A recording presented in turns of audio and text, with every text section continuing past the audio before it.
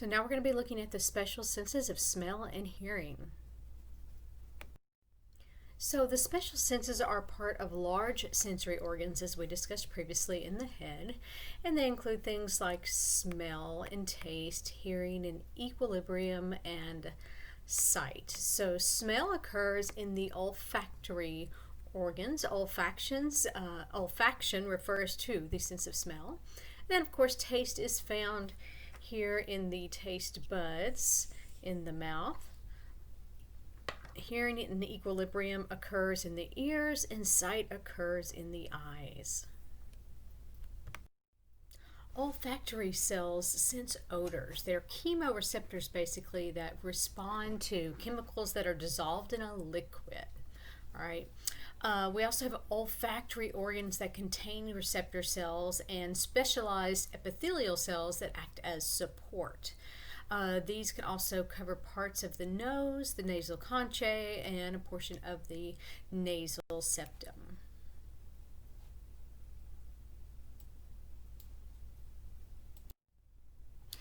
Sometimes in the lab it can be hard to distinguish between the difference between the portion that is the olfactory nerve and the portion that is the olfactory bulb. So I included these photographs here, or these images from APR, and you can see the upper portion is what is considered the nerve, and the more bottom portion is what is considered the bulb. Here's a close-up view of the olfactory receptors.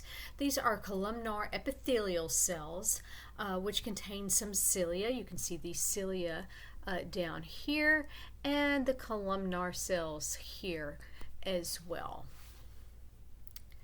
The olfactory area is going to be close to the superior nasal concha here, and then here is the olfactory area there. So once we sense a smell that is a chemical neurotransmitter, the olfactory receptors are stimulated, and that will cause the nerve impulse to be triggered, and that will travel through openings in that cribriform plate. Remember, we had those little holes of openings there in the cribriform plate. So these fibers are going to synapse with neurons that are located in the olfactory bulbs on either side of that crystal galli of the ethmoid bone. And if you remember here in the ethmoid bone here, you had that little crystal galli, and then we had these little olfactory openings here, the little foramina there. And so we're going to go to either side of the crystal galli of the ethmoid bone. It's going to be interpreted and analyzed, and then sit along the olfactory tracts, two portions of the limbic system, and then on, of course, to the olfactory cortex. This is partially why we become nostalgic over scent, a scent from the past. Like if your grandfather smoked cigars and you smell those cigars, and it suddenly brings you warm feelings and memories of your grandfather. The limbic system is what is responsible for emotion. So as it passes through there, it can bring back a flood of images and memories. And this is also why scents can be used to change your mood and even sometimes to help you study. So olfactory organs are located high in the nasal cavity above the usual pathway of inhaled air. And so we have to really sniff to force air up in the receptor, an area to pick up a faint smell. About 50% of that drops by a second after the stimulation. We also can undergo sensory adaptation, so we get used to smells very, very quickly. We have a hypothesis about the olfactory code. We don't quite know how receptors encode for certain smells, but it may be that each receptor cell has only one receptor but can bind different types of odorant molecules, is kind of what we think. And then the brain interprets binding to receptors as an olfactory code and interprets that to distinguish what the smell is. So for example, a banana could stimulate receptors 2, 4, and 6. Garlic may stimulate receptors 1, 5, and 9. Our sense of taste is one we all enjoy. In order to taste a chemical, it must first be dissolved in saliva.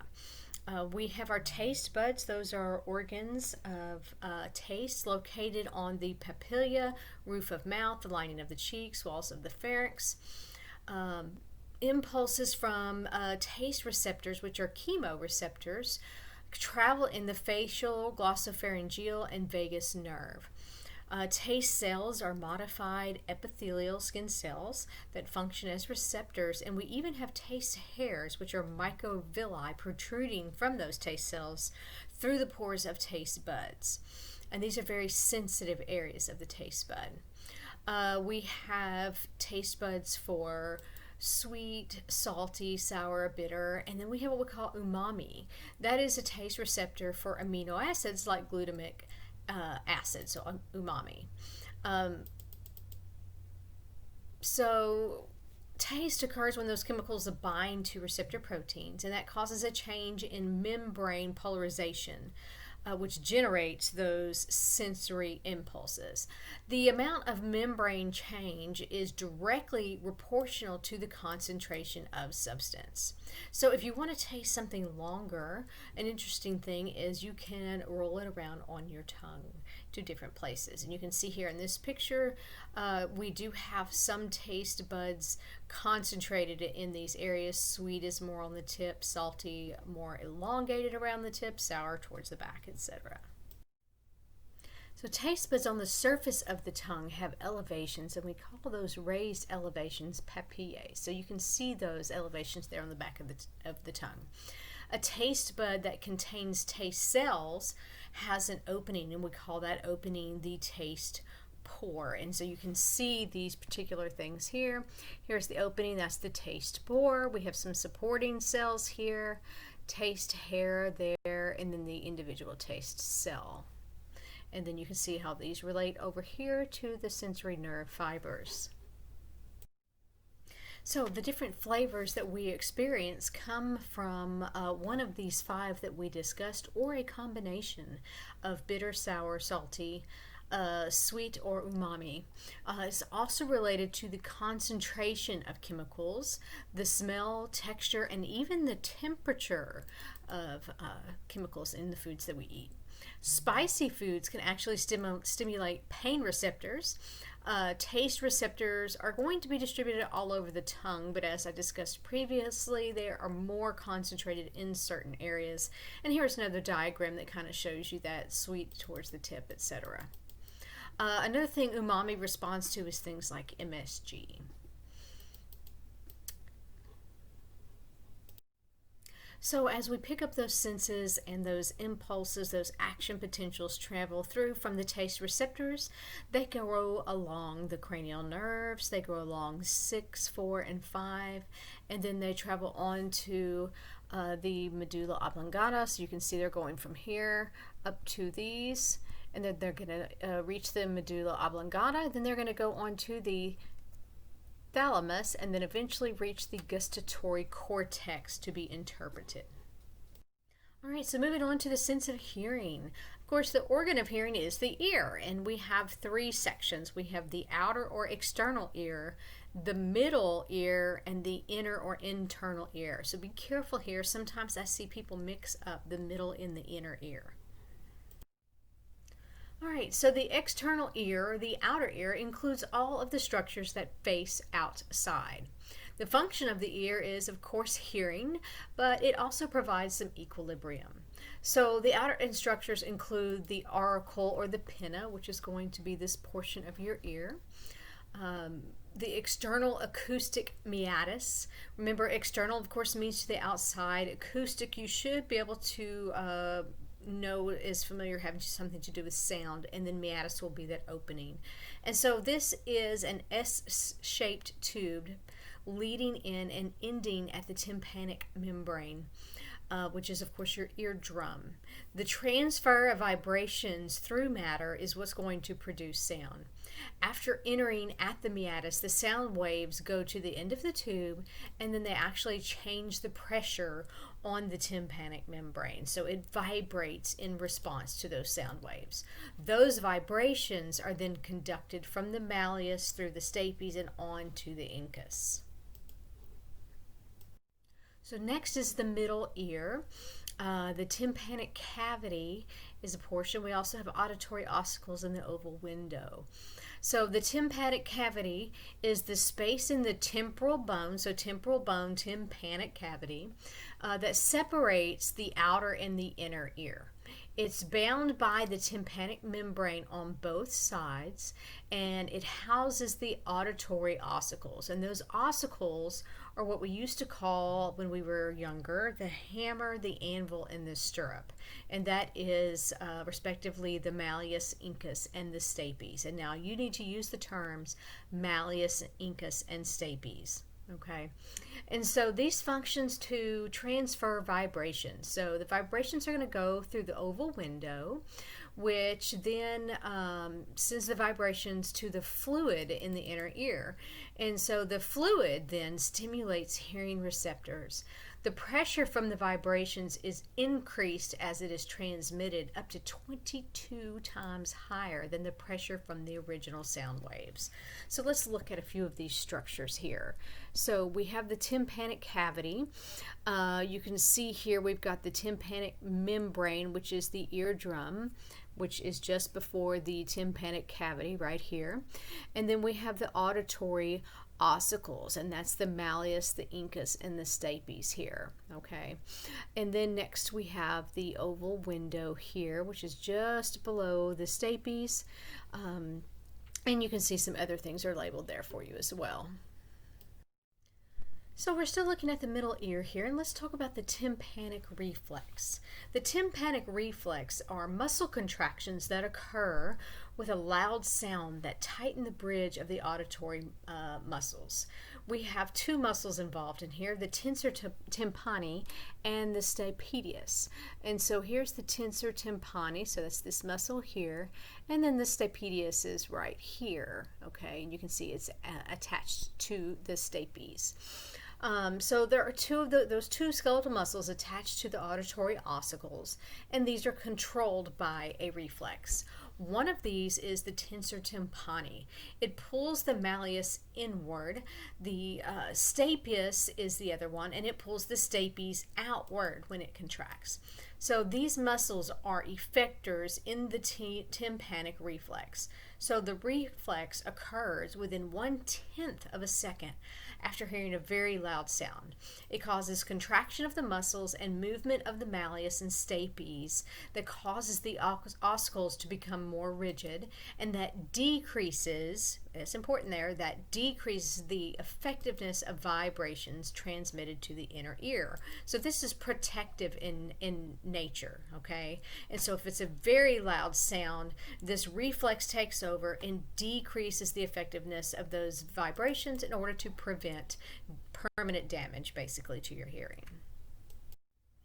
All right, so the auditory tube, also known as the eustachian tube, connects the middle ear to the throat. And so remember, this is still in the middle ear. It's connecting the middle ear to the throat. The tube allows air to pass between that tympanic cavity and the outside of the body. So it maintains equal air pressure on each side of the tympanic membrane.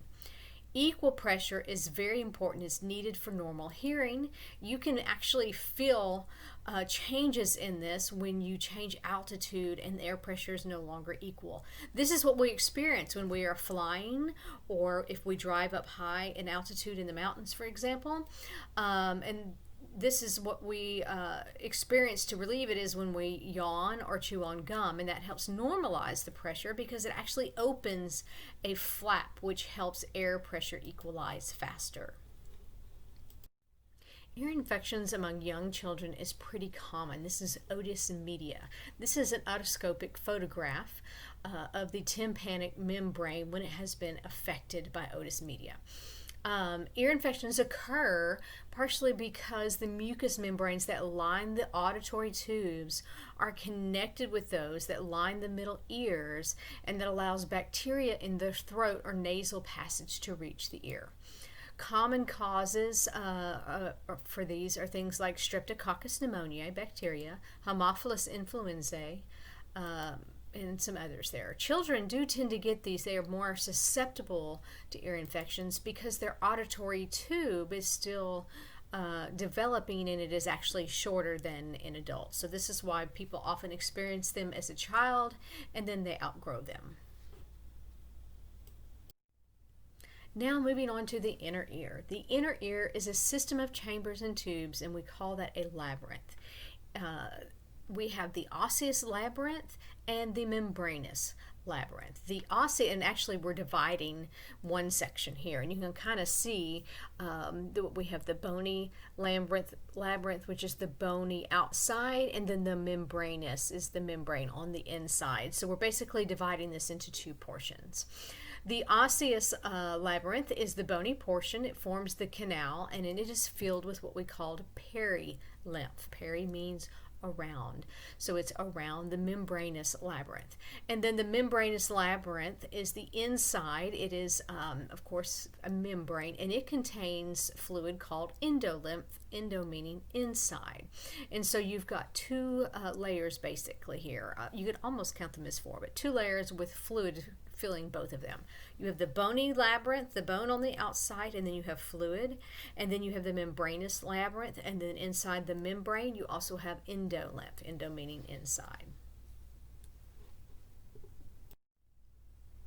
All right, so in the inner ear here we have three parts, or three components of this labyrinth. We have the cochlea here, which functions in hearing. So here's the cochlea. And then we have the semicircular canals, which also help with equilibrium. Sorry, I'm getting ahead of myself. So these are the semicircular canals here. And then we have the vestibule, which also helps to function in equilibrium. Vestibule, and you can see that's an opening, kind of a containing space here. So the vestibular system, it detects motion, head position, spatial orientation, balance, and it helps to stabilize the head during movement, helping to maintain posture. So the cochlea is basically shaped like a snell, and that is divided into upper and lower components or compartments. So the upper compartment is the scala vestibuli here, okay, filled with perilymph. It leads from the oval window to the other end of the spiral organ. The lower component, which is the scala tympani here, which is filled with perilymph as well, this one right here, goes from the apex to the round window, and these are both components of the bony labyrinth.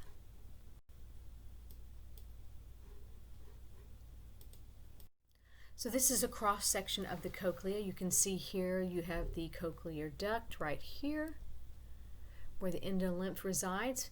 It's a portion of the membranous labyrinth in the cochlea. Then you have the vestibular membrane right here. So there's the vestibular membrane, which separates the cochlear duct from the scala vestibuli. And then we have the basilar membrane, which separates the cochlear duct from the scala tympani. And we have the tectorial membrane here, which extends a little bit into the cochlear duct. So the spiral organ, or the organ of Corti, contains about 16,000 hearing receptor cells. Okay, this is found on the superior surface here of the basilar membrane. It has receptor cells that we call hair cells, and these have hair-like projections, and we call these stereovillia or stereocilia. Okay, different frequencies of vibration move different parts of the membrane. They bend and they push up against the hair cells bend and are deflected, and they push up against that tectorial membrane. The greater the deflection on the membrane, or the more they bend, the greater the sound is perceived as, or the greater the sound actually is. The more intense stimulation of the hair cells is going to cause more action potentials per second to fire, and so that's how we know that the sound is louder.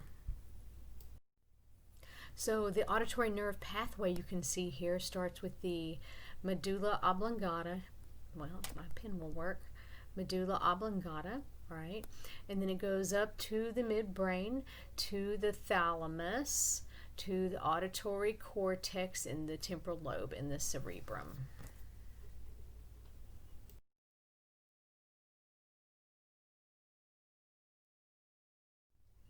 This is a good summary of how sensory impulses are generated from the ear. The sound waves are going to enter through the external acoustic meatus. Waves with differing amounts of pressure cause that tympanic membrane to reproduce those vibrations, okay? The auditory ossicles are then going to increase or amplify and transmit those vibrations to the end of the stapes. The movement of that at the oval window is going to then send those vibrations on into the perilymph, that fluid in the scala vestibuli. Those vibrations are going to pass on through the vestibular membrane and enter into the endolymph, which is more fluid, of the cochlear duct. Different frequencies, remember, of vibration in the endolymph are going to move certain parts or components of that basilar membrane, which stimulates specific receptor cells. All right, and so a receptor cell will depolarize and its membrane is going to become more permeable to calcium ions. And then vesicles are then, because of those calcium ions, going to release neurotransmitters, which are then going to cause sensory neurons to be stimulated. And those are going to be conducted along the cochlea and go on to the vestibular cochlear nerve, and then it's going to be interpreted in the auditory cortex of the temporal lobe. So our sense of equilibrium comes from two different senses, what we call static equilibrium and dynamic equilibrium. Okay, and static here refers to non-moving, and dynamic means to moving or changing. All right, so different organs work to give these two portions of equilibrium. For static equilibrium, the vestibule helps and senses the position of the head and helps to maintain posture when you're still. The semicircular canals help with dynamic equilibrium and work with maintaining balance during motion. And that is part of the reason why you see these 90-degree angles, because it's related to the way that we also tilt our head, or move our body, I should say, as well. In our vestibule, we have two chambers, the utricle and saccule. These have a small area of hair cells and support cells that are called the macula. The utricle and saccule contain sensory receptors that are associated with equilibrium. Okay, they are portions of the membranous labyrinth of the vestibule.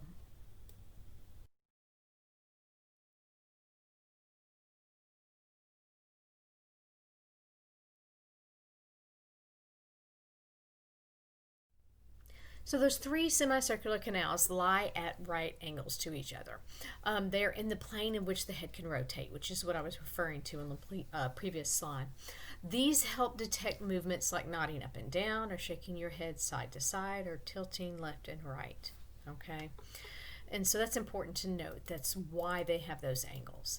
The hearing receptors here are going to be most closely associated with what we call the ampulla, and you can see that over here.